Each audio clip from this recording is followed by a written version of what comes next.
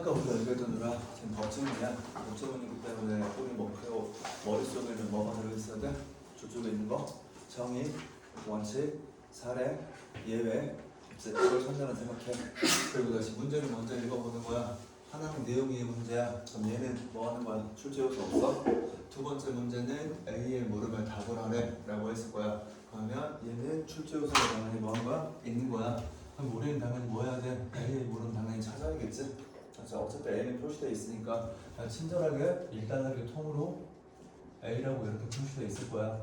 그러니까 얘는 기본적으로 1달러에서 설명이 끝났다면 1달러만 보면 되는 거. 아니라면 어디까지 봐야 돼? 2달러까지 봐야 돼. 다음 거야. 세 번째는 기억과 니은에 대한 공통점을 물어보는 거야. 그래서 여기 기억을 보면 3달러게 있고 니은을 보면 4달러게 있어. 3달러게 기억이 있고 4달러게 니은이 있네. 엄청 쉽겠네. 맞지? 딱 여기만 읽으면 되니까 이렇게 됐고, 다음 이제 마지막 문제를 보는 거야. 마지막 문제는 보기에 대한 예로 적절한 것은 이라고 했을 거야. 그래서 우리가 여기 보기 이렇게 길면 어떻게 하라고 했어? 한 줄만 읽어봐. 몇 줄만 읽어봐. 그럼 보통 갈래가 떠서 그래. 농지를 빌리려는 A와 농지주의인 B는 농지를 용도에 맞지 않게 사용하는 것을 합의하여 농지 임대차 계약을 체결하였다 라고 했을 거야. 그치? 그럼 여기 같은 중요한 말은 뭐냐? 용도에 맞지 않게 그리고 농지 임대차 계약이다. 이거 계약과 관련된 지문이구나. 됐지? 그래서 계약과 관련된 지문이라는 거 알아보고 이걸 읽었다면 자연스럽게 머릿속에는 뭐라고 나와야 돼? 이 지문은 법 지문이구나 라는 생각을 해줘야지. 됐지? 그래서 우리가 법 지문에 대해서 확인해 볼 거야. 그래서 맨 처음부터 잠시만.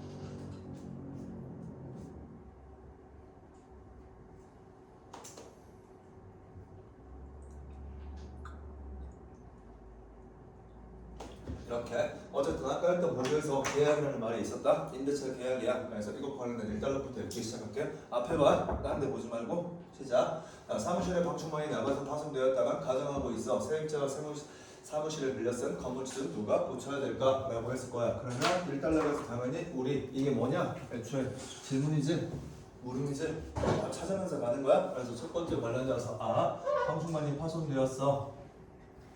그렇다면 여기에서 세입자와 임대인 중에 과연 누가 책임을 져야 될까라는 질문을 했을 거야. 됐지? 임대인 또는 건물주라고 써 있으니까 됐고, 다음 이 경우 민법적인 법조문에 의하면 이 답 나오는 거야. 법에 의하면 다른 말로 바꾸면 뭐야? 원칙이야. 바로 그냥 원칙 나오는 거야. 됐지? 민법적인 법조문에 의하면 임대인 건물주가 수선할 의무를 진다 라고 해서 그래서 여기 임대인 얘가 뭐 한다? 수선할 의무를 진다. 그럼 이거는 법조문에 따른 원칙에 대해서 나왔을 거야. 다음 법 이어서 하나는 답을 찾았어. 그런데 그러나 뭐라고? 그러나는 뭐야? 예외 이렇게 바로 나오는 거야. 바로 짧은 거에서도 예외 나오는 거야. 사무소를 빌릴 때 간단한 파손을 세입자가 스스로 해결한다는 내용의 계약서에 포함된 경우도 뭐에 있어. 이때는 이처럼 법률의 규정과 계약의 내용이 어긋날 때 어떤 것이 우선 적용되어야 하는가, 법적 불이익은 없는가 등의 문제가 뭐한다? 발생한다. 문제가 발생했네. 그럼 다시 가는 거야. 기본적으로는 세입자와 임대인이 있으면 또는 건물주가 있으면 건물주가 수선하는 게 뭐야? 원칙이야. 그런데 만약에 얘네 둘 사이에 계약이 있는 거야. 지금 이건 법이고 얘는 계약이야. 됐지? 그랬을 때 만약에 얘가 수선하는 게 계약서에 포함이 돼 있어. 됐지? 그러면 원칙과 예외가 뭐 하는 상황이야? 충돌되는 상황이야. 됐지? 그럼 이 문제를 어떻게 해야 되는가? 맞지? 그래서 다시 한번 질문을 봐보면 법률의 규정과 계약의 내용이 규정은 네가 고쳐야 돼. 계약은 네가 고쳐야 돼. 좀 다르네? 그래서 어긋날 때 어떤 것이 우선 적용되어야 하는가, 법적 불이익은 없는가 등의 문제가 발생한다 라고 했을 거야. 그래서 다시 한번 더 얘네 경우 두 가지 중에 첫 번째 어떤 게 우선 돼야 하냐? 라는 문제가 생기는 거고, 다음 두 번째 법과 다르게 계약했으니까 법적 불이익이 있냐 없냐 이거에 대한 거. 됐지? 다시가 그러면 이 질문에 대한 완벽한 답 다 나왔어 안 나왔어? 안 나왔잖아. 이때 어떻게 하는지 지금 설명이 안 나왔잖아. 그러니까 당연히 우리는 풀 수 있어 없어? 아직은 풀 수 없는 거야. 그러니까 우리는 당연히 어디까지 읽어야 돼? 이 단락까지 읽어줘야 돼. 다시 한번 이 단락 읽을 때 제일 중요한 거 법, 원칙과 어긋나는 게 있어. 둘 중에 뭐를 먼저 지켜야 되지? 그리고 다시 그때 법적 불이익을 줄까 말까. 됐지? 그런 다음에 이제 이 단락으로 넘어가는 거야. 사법은 순서가 살짝 바뀌어있네. 사법은 개인과 개인 사이의 재산, 가족관계 등을 적용되는 법으로서 이 법의 영향에서는 계약 자유의 원칙에 적용된다 라고 했어. 됐지? 그럼 다시 여기 뭐가 나왔어? 사법에 대한 정의. 뭐라고? 정의. 그럼 사법에 대한 뭐라고? 원칙. 따옴표. 됐지? 그럼 다시 갈게. 이쪽으로 와서 이런 상황에서 사법이라는 게 있을 거야. 사법이라는 건 개인과 개인 사이에 어떠한 계약을 할 때요. 이거 보자마자 우리 또 뭐 생각해야 돼? 아까 농지, 임대차, 계약 그것도 사법이겠네. 이렇게 생각해야 되는 거야. 다시 이 사법에서는 여기 계약 자유의 원칙이 적용된대. 그래서 이걸 기준으로 간다면 첫 번째 따옴표 계약 자유의 원칙이 적용될 거야. 됐지? 그래서 다시 답을 해줄 거야. 따라서 당사자들이 사법에 속하는 법률의 규정과 어긋난 내용으로 계약을 체결한 경우 이 경우가 뭐야? 이거잖아. 맞지?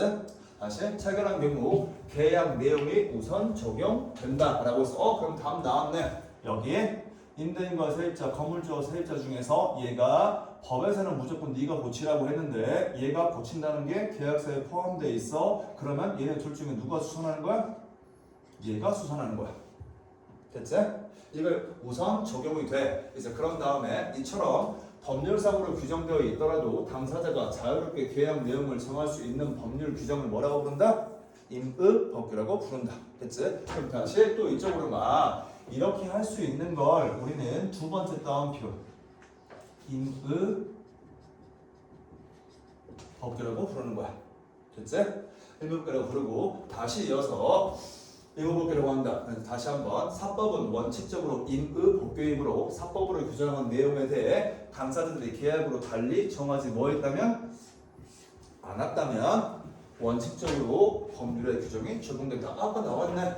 정하지 않으면 원칙대로 누가 건물주가 수선하고 정하면 누가 수선하고 세입자가 수선하고 이게 뭐라고? 임의법규에 해당하는 사법의 영역이야. 그래서 이미 답은 하나씩은 나왔네. 됐어? 그래서 해당한다. 됐어? 그럼 다시 봐봐. 이걸 통으로 또 뭘로 보는 거야? 그러나 때문에 원칙이 되는 거야. 위에가 뭐라고? 원칙. 그럼 그러나 다시 예외야.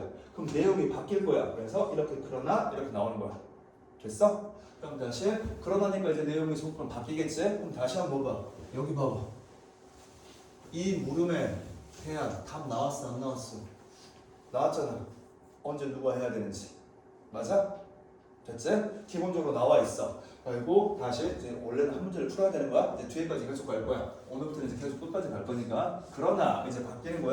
색깔이 바뀌어주는 거야. 다른 내용이 나올 거니까. 시작. 법률로 정해진 내용과 어긋난 계약을 하면 당사자들에게 벌금이나 과태료 같은 법적 불이익이 있거나 플러스 계약의 효력이 부정되는 무슨 경우도 있다? 예외적인 경우도 있다. 그럼 다시가 방금 위에 설명했던 게 뭐가 되는 거야? 원칙이 되는 거야. 그럼 지금 설명하는 거 뭐가 되는 거야? 예외가 되는 거야. 다시 한 번 더 이렇게 첫 번째 아직 뭔지는 모르겠지만 3단락에 나오는 내용을 잠깐 확인해 봤을 때 그러나를 기점으로 얘가 다른 말이 나올 거야. 그 내용을 먼저 봐보면 여기 첫 번째 법적 불이익이 있거나 그치? 플러스 마찬가지 계약 효력이 부정되는 경우도 있대. 그치? 그럼 다시 이거야. 법이 있어. 원칙이야. 사법, 계약 자유의 원칙이 있어. 또 다른 원칙이야. 됐지? 그래서 법과 뭐가 계약의 내용이 두 가지가 어긋나는 경우에는 이 경우 다시 법과 계약서의 내용이 달라. 부딪힐 때 법적 불이익과 지금 이 문제를 내가 계속 여기를 계속 읽는 이유가 있어. 법적 불이익과 계약 효력이 부정되는 예외적인 뭐도 있다? 경우도 있다. 됐어? 그럼 다시 해. 방금 했던 사례야. 법에서는 임대인이 수선하라고 했어. 건물주가 수선해야 돼.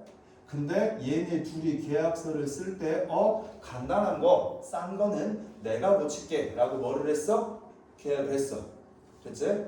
그러면 이 경우에, 즉 임의법규의 경우에 법적 불이익이 있어 없어? 없다는 말이 나와야 돼.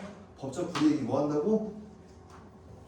없어. 임의법규는 방금 이 문장 때문에 예외적인 경우가 있다고 했잖아. 그러니까 얘는 법적 불이익이 있어 없어? 없어. 그리고 다시 한 번 더 계약 효력이 부정되는 예외적인 경우가 있어 라고 했을 거야. 됐지? 그럼 다시 한 번 더 얘는 계약 효력이 어때? 부정돼? 인정돼? 당연히 인정돼. 뭐 한다고? 인정돼. 모두 이해하지 무슨 말인지? 그치? 이렇게 나와주는 거야. 이렇게 나와주는 거. 임의법규가. 됐어? 이제 또 계속 가는 거야. 이제 우리가 할 건 명확해졌어. 명확해졌어? 다시 한 번 더. 법의 원칙이 정해져 있어. 근데 법과 다르게 내가 계약을 맺었어. 됐지? 이때 A의 경우에는 됐지? 법적 불이익도 없고 우리끼리 계약했으니까 그 내용을 인정해 준다네. 왜? 사법의 원칙을 따라서. 이게 첫 번째 1번 따옴표 무슨 법규? 임의법규. 너무 쉽잖아. 임의라는 단어만 알면 임의적으로 해. 법에서 정해졌는데 임의라는 게 니네 뜻대로 해 이거잖아. 너네들 개인 간의 계약인데 여기까지는 누가? 국가가 가입하지 않을게 이 말이야. 다음 두 번째, 세 번째 내용 나오는 거야. 우선 이제 예외적인 경우 우선이니까 1번이야. 체결된 계약 내용이 법률에 정해진 내용과 어긋날 때 이거는야 어긋나서 법적 불이익이 있지만 법적 불이익은 뭐한다? 있고 계약 자체는 그대로 뭐하는 경우? 두는 경우가 있다. 됐지? 그럼 다시 지금 설명한 건 이거야. 법적 불이익은 뭐한다고? 있어. 됐지? 그런데 계약 효력은 그대로 둔데 인정해. 맞아? 이렇게 하는 경우가 있어. 그러면 경우 2번이야. 예외 1번이고 됐고 있다. 이에 해당하는 법조문을 단속 법규라고 한다. 따옴표가 또 찍어져 있네. 친절하게 임의법규. 두 번째 무슨 법규? 단속 법규. 따옴표. 좋네. 두 가지 차이들 딱 눈에 보이는 거야 이렇게. 됐고 다음 거 이에 해당하는 법조문을 단속 법규라고 하고 공인중개사가 자신이 소유한 부동산을 고객에게 직접 파는 것을 금지하는 규정은 단속 법규에 해당한다. 그럼 다시 이 단속 법규의 사례가 공인중개사야. 그러면 다시 우리 임의법규의 사례는 뭐가 되는 거야? 세입자와 건물주야. 모두 이해지. 계속 이런 식이야. 법은 무조건. 됐어. 얘는 이렇게 된대. 그런 다음에 또 얘기하는 거야. 단속규정에 해당한다. 따라서 이 규정을 위반한 공인중개사와 고객이 체결한 매매 계약의 경우 공인중개사에게 뭐가 부과돼? 벌금이 부과돼. 그럼 다시 법적 불이익이 뭐야? 벌금이야? 그 중에 하나가. 그래서 이게 벌금이 부과. 되지만 계약 자체는 뭐한다? 유효하다. 효력은 인정하지 부정하지 않아. 같이 됐고 다음 추가. 이 경우 계약 내용에 따른 행동인 급부 정의야 급부를 할 의무가 인정되어서 당연하잖아. 계약 효력을 인정하니까 계약 내용을 따라야 되잖아. 급부라는 건 서로 주고받는 거야. 인정돼요. 중개사는 매물의 소유권을 넘겨주고 고객은 대금을 뭐 해야 된다? 지급하는 것이 다. 됐지? 그래서 몇 번? 단속 법규에 대한 이야기 됐고 다음 추가적으로 이제 계속 다음 단락으로 가는 거야. 한편이라고 했으니까 뭐라고? 한편. 또 내용이 바뀌는 거야. 또 내용이 바뀌어. 그래서 한편 관련돼서 한편으로 넘어가자. 한편 체결된 계약 내용이 법률에 정해진 내용과 어긋날 때 계속 똑같은 말 하는 거잖아. 체결된 계약 내용이 법률에 정한 내용과 어긋날 때 이거지? 됐지? 다시 어긋날 때 법적 불이익이 있을 뿐만 아니라 체결된 계약의 효력 자체도 뭐한다? 인정하지 않아. 얘는 인정하지 않아. 법적 불이익도 있어. 두 가지. 됐지? 그럼 다시 이쪽으로 와. 한편 그러나 그래서 뭐가 중요한 거야? 접속어가 진짜 중요한 거야? 그러니까 다시 오는 거야. 법적 불이익이 있을 뿐만 아니라 됐지? 계약 효력도 뭐한다? 인정되지 않는 거야. 경우 1, 경우 2, 경우 3 됐어? 됐지? 안아 급부가 의무가 부정되는 경우가 있다. 아까 급부가 뭔지 알지? 계약서에 따라서 행동하는 것이야. 근데 그게 부정돼. 다시 이에 해당하는 법조문을 너무 편안해 이 문제. 강행법규라고 한다. 그래서 여기 세 번째가 무슨 법규야? 강행 법규가 이렇게 나오는 거야. 세 가지 X5, 55, X, 5X. 이것만 봐도 다 나오는 거야. 다음 거 이어서 강행법규라고 한다. 이 경우 계약 당사자들은 상대에게 급부를 하라고 요구할 수 없다. 왜? 계약 효력이 인정되지 않으니까 급부를 할 필요 없겠지. 다음 거 이미 급부를 이행하여 재산적 이익을 넘겨주었다면 이익은 뭐가 돼? 부당이득이 해당하기 때문이다. 뭐 당연한 소리겠지? 계약이 무효인데 나는 급부 이미 돈을 받았어. 됐지? 그럼 그 돈은 뭐가 되는 거야? 부당이득이 되겠지. 다음 해당하기 때문에 반환을 요구할 수 있다. 즉 부당이득 반환 청구권이 인정된다. 강행법규에서는 EX 부당이득 반환 청구권. 왜냐하면 얘는 계약 효력이 없으니까 부정됐으니까. 다음 거 인정된다. 의사와 의사가 아닌 사람이 의료기관 동업을 금지하는 법률 규정은 강행법규이다. 사례가 그러면 뭐가 되는 거야? 의사가 되는 거야. 됐지? 그럼 다시 생각해. 의사와 의사가 아닌 사람이 우리 같이 동업하자라고 해서 병원을 찾았어. 됐지? 그래서 마찬가지 의사가 아닌 사람이 의사한테 돈을 줬어. 됐지? 허가를 받으려고 갔어. 근데 허가가 안 돼. 의도 이해하지? 그러면 그 돈을 준 사람은 당연히 의사한테 뭐라고 해야 돼? 돈 돌려줘. 이거 계약 안 된다네 나라에서. 됐어? 이렇게 돌려받는 거야.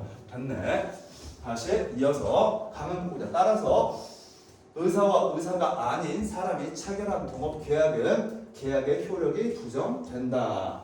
됐지? 항행 효력은 부정된다고 나왔을 거야. 다음 거. 다만 계약에 따라 이미 동업 자금을 건넸다면 이 돈을 반환하라고 요구할 수 있는 것은 가능하다. 모두 이해하지? 그래서 다시 한 번 더 여기 니은 부당이득 관한 청구 관련된 의사와 의사가 아닌 사람 이게 니은이 되는 거고 아까 윗부분 공인중개사와 관련된 사람 얘가 기억이 되는 거야. 이미 답은 나왔어. 다른 말로 바꾸면 기억은 단속법규에 해당하니까 법적 불이익이 있지만 계약 효력은 인정돼. 하지만 얘는 법적 불이익도 있고 계약 효력도 인정되지 않아.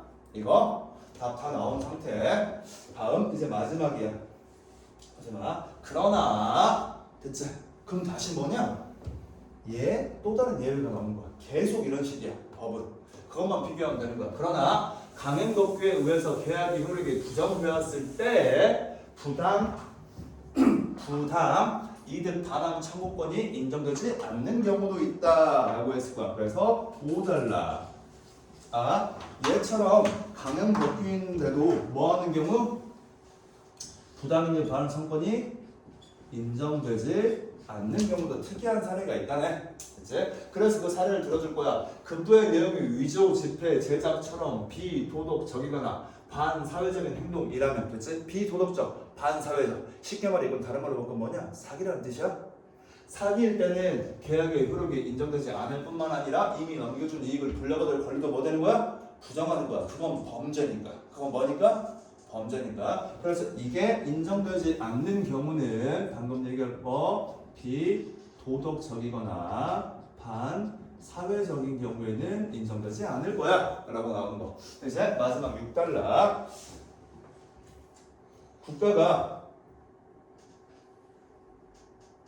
국가가 개인 간의 계약에 개입하는 것은 국가 안보, 사회 질서, 공공 공리, 등의 정당한 입법 목적을 달성하기 위해서이다 라고 했을까. 마지막에 이제 6단락으로 가면 국가가 개인 간의 계약에 개입하는 것은 입법 목적 달성을 위해서야. 그치? 개인 간의 계약이라는 건 뭐 하는 거야? 사법 얘기하는 거야? 달성을 위해서이다. 다시 그래서 이 경우 계약의 자유를 제한하려면 필요한 만큼만 최소한으로 제약해야 하며 이럴 때는 필요한 만큼만 최소한으로 제약을 줘야지 이 말이고 다음 거 이런 필요한 만큼이야. 다시 추가적으로 한다는 비례 원칙이 적용된다. 이게 비례 원칙에 대한 정의구나. 이로 인해 국가가 계약 당사자에게 미치는 영향은 다양하게 나타날 것이다 라고 했지. 됐어? 그럼 다시 여기 봐봐. 비례 원칙이야? 여기 봐. 두 사람의 계약을 했어. 국가가 이거 봤어. 입법 목적을 달성하기에 가만히 내버려도 괜찮아. 그러니까 우리는 개입을 하지 않아. 됐지? 다시 이거야. 이거 자꾸 이렇게 되면 시장 질서가 어긋날 것 같은데 일부는 개입해줘야 돼. 단속은 해줘야지. 벌금 정도는 매겨야지. 최소한 그 정도만 하면 돼. 이거 다음 세 번째 뭐 하는 거야? 강행이야. 안 돼. 너네 법대로 무조건 따라야 돼. 그렇게 범죄적인 행위를 한다면 절대 안 되는 거야. 이렇게 나오는 거. 세 가지를 비교 대조할 수 있냐 없냐를 물어보는 문제가 나왔을 거야. 됐지? 이렇게 순서대로야. 이제부터 니네가 대답을 하면서 가는 거야. 됐지? 순서대로. 원래는 당연히 다음 문제를 먼저 풀었겠지만 첫 번째 임의법규에 해당하는 법률 조항과 라고 했어. 됐지? 임의법규는 우리 기준으로 가면 1번이야. 이것과 어긋난 계약을 한 가운데 계약 내용이 미안해. 조항과 이에 어긋난 계약 내용 가운데 계약 내용이 우선 적용된다. 쉽게 말해서 임의법규는 법보다는 계약 내용이 우선이다. 맞는 말이야, 틀린 말이야? 당연히 맞는 말이지. 이쪽 관련지어서 임의법규는 됐지? 그래서 얘네들이 뭐 한다고 했다? 법과 계약 내용이 있다. 그럼 계약 내용을 뭐 하는 거야? 따르는 거겠지. 됐지? 됐네. 됐고 당연히 이쪽에 나와 있는 그대로니까 너무 쉬운 말. 그럼 두 번째 임의법규가 단속법규에 비해서 비교 대조하는 거야. 임의법규가 계약 자유의 원칙에 더 뭐한다? 부합한다. 됐지? 계약 자유의 원칙이라고 했을 거야. 그럼 계약 자유의 원칙은 결과적으로 니네 마음대로 할 수 있어. 됐지? 그래서 임의법규는 니네 마음대로 했으니까 뭐도 법적 불이익도 없고 효력도 인정해. 그럼 니네가 원하는 대로 다 된 거잖아. 맞지? 그런데 뭐는 단속법규는 니네가 원하는 거 그대로 했어. 그럼에도 불구하고 니네 뭐 정도는 해야 돼? 벌금 정도는 내야 돼. 잘못이 있으니까. 맞지? 그럼 당연히 뭐야? 계약 자유 원칙? 개인과 개인의 자유롭게 계약을 할 수 있어. 자유롭게 계약을 했는데 우리한테 벌금을 매기네? 좀 짜증나네. 됐어? 그러니까 이건 역시 맞는 말이 틀린 말이야? 당연히 맞는 말이네. 다음 3번 단속법규로 국가가 개인 간의 계약에 개입할 때에는 비례 원칙이 적용되지 않는다. 비례 원칙? 아까 이거 최소한 뭐 한다? 제약을 해야 된다. 됐지? 그래 마찬가지 국가가 개인과 개인 간의 계약할 때는 목적을 달성할 수 있게 뭐 하는 거? 개입하는 걸 비례 원칙으로 하는 거야. 그럼 어쨌든 다시 강행법규야. 국가가 개입했어 안 했어? 당연히 했지. 됐지? 그리고 뭐까지? 반환 청구, 부당이득 반환 청구까지 했어. 됐지? 이 정도까지만 해야지 이거야. 됐어? 됐지? 근데 아까 여기는 뭐야? 부당이득 반환 청구권도 인정되지 않아. 딱 여기까지만 개입할게. 됐어? 그러니까 당연히 얘는 개인 간의 계약을 개입할 때 비례 원칙이 적용돼야 안 돼? 당연히 되지. 됐지? 왜? 얘는 또 개인과 개인 간의 사법이니까. 정답 몇 번이야? 3번이 되겠지? 다음 단속법규로 입법 목적을 달성하는 계약에 대해 단속법규로 입법 목적을 달성할 수 있대. 이때 그럼 단속법규는 충분하다는 뜻이잖아. 충분하기 때문에 강행법규로 국가가 개입하는 것은 정당화될 수 있어 없어? 당연히 없지. 왜? 이거 비례 원칙에 따라서 저걸로도 충분한데 굳이 이 말. 다음 강행법규를 위반한 계약일 때 강행법규가 있죠. 급부의 내용에 따라 부당이득 반환 청구의 인정 여부가 달라진다. 됐지? 그 급부의 내용을 결과적으로 아까 뭐가 되는 거야? 이거 비도덕적이거나 반사회적인 내용이 아닐 때에는 부당이득 반환 청구권이 인정되고 비도덕적이나 반사회적인 행동일 경우에는 부당이득 반환 청구권이 인정되지 않고. 됐지? 됐고 정답은 3번 될 거고 다음 두 번째 완전 쉬운 거니까 알려야 대답이야. 이것만 우리가 다 돼 있으면 끝나는 거니까 첫 번째 계약서 방충망의 수선에 관한 내용이 뭐하면 없으면 내용이 없으면 누가 수선해야 돼? 내용이 없으면 당연히 뭐 따라가는 거야? 법 따라가는 거잖아. 그럼 누가 수선해야 돼? 건물주가 수선 의무를 지고 맞는 말. 수선 의무를 계약에 포함하지 않은 것에 대해 법적 불이익 있어 없어? 당연히 없지. 사법이니까. 맞지? 그래서 당연히 없고 맞는 말. 다음 두 번째 계약서에 방충망 수선에 관한 내용이 없으면 그래 없다는 거 과정이야. 세입자가 수선 의무를 지고 라고 해서 맞는 말 틀린 말? 당연히 틀린 말. 세입자가 아니지. 없으면 법 따라가야 되는 거니까. 다시 계약서에 세입자가 방충망을 수선하는 내용이 있으면 뭐하면? 있으면 그럼 누가 고쳐야 돼? 당연히 세입자가 고쳐야지. 세입자가 수선 의무를 지고 다음 법률 내용과 다르게 계약했잖아. 그럼에도 불구하고 얘는 법적 불이익이 없어. 왜? 이미 법규니까. 맞지? 그래서 마찬가지 맞는 말. 됐네. 정답은 기억되고 싶네. 다음 계약서에 세입자가 방충망을 수선하는 내용이 있으면 세입자가 수선 의무를 지고 똑같은 말. 건물주는 법률 내용과 다른 것에 대해서 법적 불이익을 받는다. 법적 불이익을 받지 않겠지. 됐어? 정답 몇 번이야? 2번이 되겠지? 다음 세 번째 내용. 계약과 내용의 공통조건을 가장 적절한 것은 이라고 하면 엄청 쉬운 문제야. 엄청 쉬운 문제야. 근데 말도 안 되기도 이런 문제도 들었지? 좀 전에 23번 같은 문제가 시계라서 말도 안 되기도. 그치? 다음 거.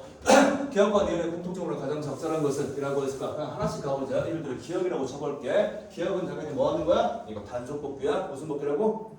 단속법규. 법적 불이익을 받는 계약 당사자가 있다. 당연히 있어 없어? 있지? 얘한테 법적 불이익은 뭐니까? 벌금이니까. 그치? 다음 두 번째. 계약 당사자들의 급부 의무가 인정되지 않는다? 급부 의무 인정돼 안 돼? 당연히 인정되지. 당연히 인정되지. 왜? 돈 받아야 되고 건물 넘겨줘야지. 그치? 그래서 인정돼. 안 돼. 계약에 따라 넘어간 재산을 이익을 반환해야 된다. 반환할 필요 있어 없어? 없지. 왜? 계약이 인정되니까. 반환할 필요 없어. 다음 법률 규정을 위반하였으므로 계약의 효력이 부정된다. 좀 전에 했던 소리잖아. 됐지? 법률 규정과 물론 뭐 하는 거야? 좀 달라. 그치? 하지만 계약 효력은 뭐해? 인정돼. 됐지? 그리고 당연히 틀렸고. 다음 계약 당사자가 계약의 구체적인 내용을 결정할 수 없다라고 해서 계약 당사자가 마찬가지로 계약의 구체적인 내용을 결정할 수 있어 없어? 당연히 있지. 이것도 사법이니까. 됐지? 그 다음에 제약의 문제는 없으니까 틀린 거네. 그 다음에 제약의 문제는 별개인 거니까.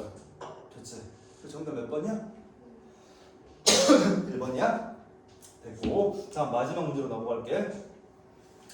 마지막 문제 중요한 문제야. 이거 그리고 나름대로 엄청 어려워. 그리고 문제에서 제일 중요한 게 적절한 거 찾는 거야. 우선 첫 번째 농지를 빌려 쓰려는 A와 농지 주인 B는 농지를 용도에 맞지 않게 사용하는 것을 계약 연에 합의하여서 임대차 계약을 뭐 했다? 체결하였다. 그치? 그럼 이 체결했다는 건 당연히 뭐냐? 이거지. 문제가 발생한 거야. 됐지? 법과 계약 내용이 뭐하기 때문에 달랐어. 이제 문제가 발생했어. 이제 어떻게 해결할지에 대한 얘기가 나올 거야. 그리고 A는 B에게 농지 사용료를 지불했어. 돈을 뭐 했다고? 냈어. 그럼 이걸 반환해야 되냐? 반환 안 해야 되냐? 이걸 고민해야 되지? 냈고 1년간 농지를 사용까지 했어. 농지법을 위반한 이 사안에 대해 대법원이 내린 판결은 다음과 같다. 됐지? 그럼 지금부터 우리가 해야 될 일이 뭐냐? 이 판결을 읽으면서 얘가 임의법규냐? 단속법규냐? 강행법규냐? 이걸 보는 거지. 맞아? 야, 근데 국어적 센스 갈게? 국어적 뭐 간다고? 센스 가보자. 아까 우리 첫 번째, 두 번째 문제 있지? 뭐하고 그런 데서 법규와 관련되어서 방충망의 사례 있잖아. 얘는 무슨 법규야? 임의복귀잖아. 맞지? 얘가 임의복귀 확률은 없어. 맞아? 두 번째 거 문제 생각해봐. 기억과 니은이야. 맞지? 우리 기억만 가지고 뭐가 나왔어? 답이 이미 다 나왔잖아. 맞지? 됐어? 그럼 기억의 당연히 뭐였어? 단속복귀였잖아. 맞지? 단속복귀 확률이 없는 거야.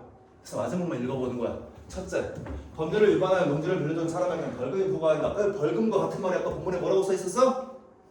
법적 불이익.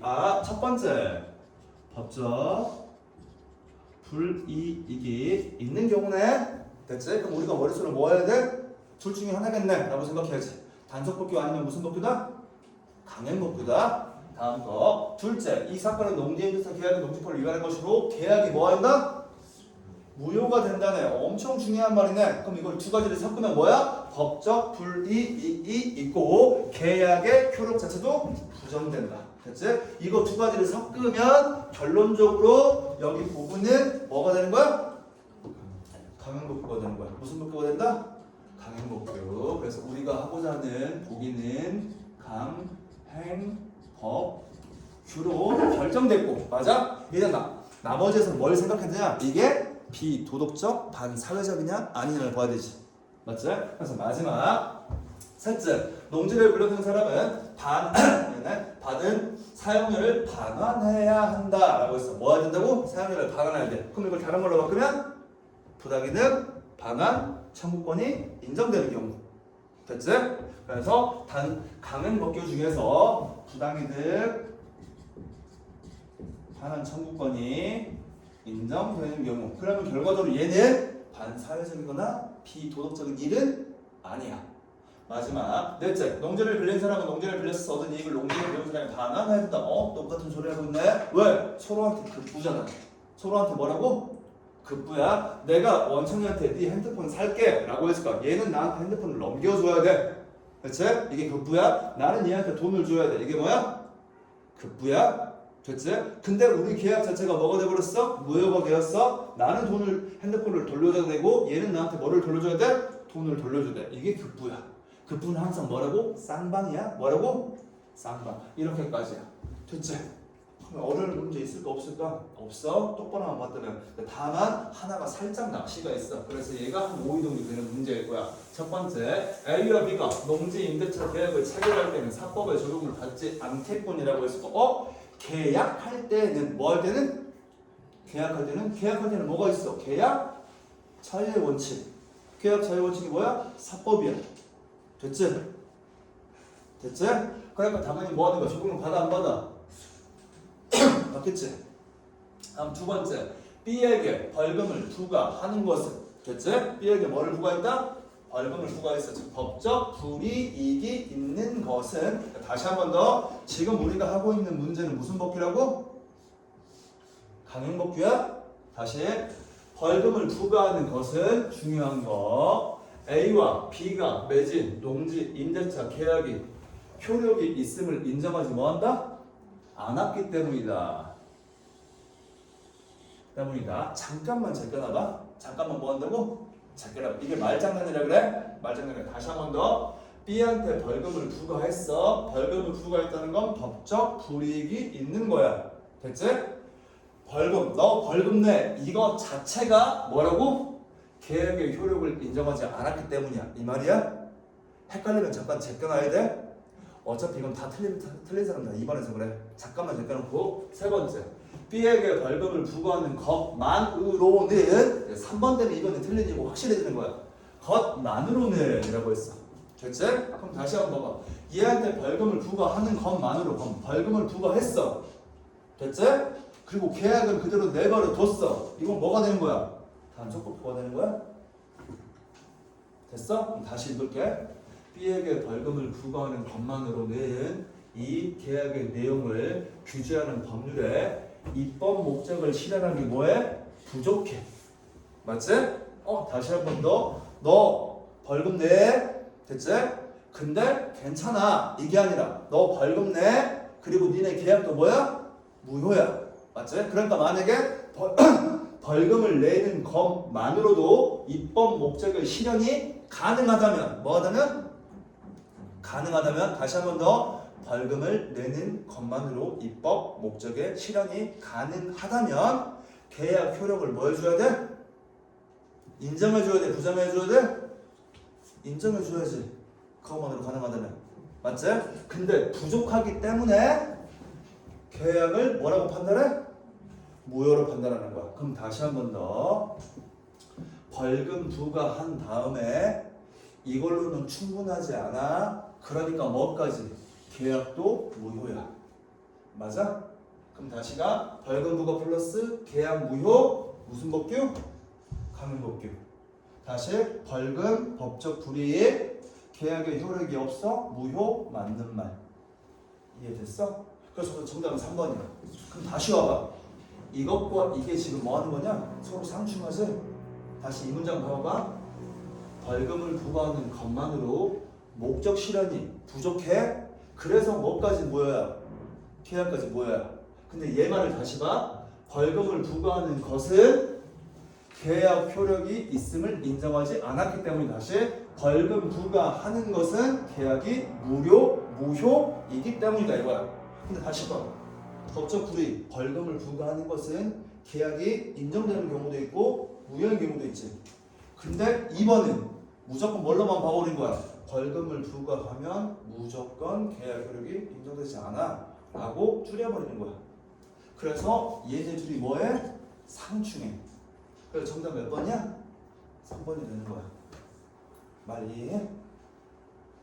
됐어? 쉽게 말해서 원천이라는 애가 있을 거야. 그치? 경우 1번이야. 학교에서 친구를 때렸어. 누구를 때렸어?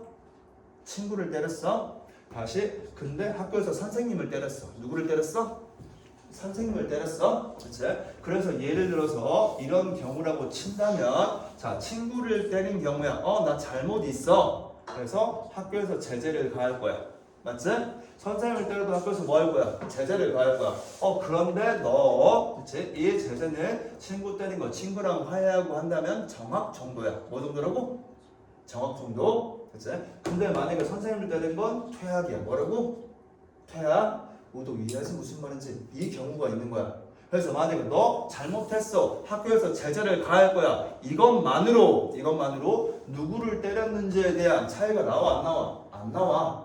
이 이후에 제재는 똑같이 있는데 그 제재의 정도가 약하냐 세냐의 차이가 있는 거잖아. 맞아? 그렇기 때문에 예를 들어 원찬한테 제재를 가했어. 그거는 걔가 학생으로서의 자격이 없기 때문에 퇴학을 의미한다. 해버리면 돼? 안 돼? 안 되는 거잖아. 됐지? 제재를 가한 것 중에 정합돼 있을 거니까 이렇게. 그래서 정답이 몇 번이 되는 거야? 3번이 되는 거야. 너도 이해하지? 잘 한번 확인해 보면 될 거야. 이렇게 하면 뭐가 다 끝나는 거야? 첫 번째 지문이 다 끝나는 거야. 근데 끝나는데 다시 한 번 더 이쪽으로 와봐. 내 말 잘 들어봐. 이제 다른 말로 싹 다 바꿀 거니까 시작. 파손이 되었어. 세입자 임대인 중에서 임대인이 수선을 하는 거야. 그럼 이걸 다른 말로 바꾸면 원칙이 나오는 거야. 됐지? 다시 그런데 만약에 계약서 내용하고 법하고 달라? 그러니까 얘가 뭐가 되는 거야? 예외가 되는 거야. 됐지? 그런 다음에 다시 이 예외의 뭐를 들어주는 거야? 사례가 결과적으로 이게 되는 거야. 방출문과 관련된. 맞지? 그래서 사례까지 나오는 게 첫 번째야. 그런데 다시 이거 말고 법적 불이익이 있고 계약 효력이 부정되는 경우도 있어. 됐지? 이거에 따라 달라져. 그러면 다시 이게 통으로 뭐가 되는 거야? 원칙이 되는 거야. 그러면 얘가 통으로 뭐가 되는 거야? 예외 1번이 되는 거야. 그러면 얘가 몇 번이 되는 거야? 예외 2번이 되는 거야. 맞지? 그럼 다시 얘가 부당이득 반환 청구는 인정되는 경우잖아. 그럼 얘가 다른 말로 바꾸면 또 뭐가 되는 거야? 원칙이 되는 거야. 인정하지 않는 경우가 있는 거야. 뭐가 되는 거야? 예외가 되는 거야. 모든 법칙은 다 이거야. 모든 법칙은.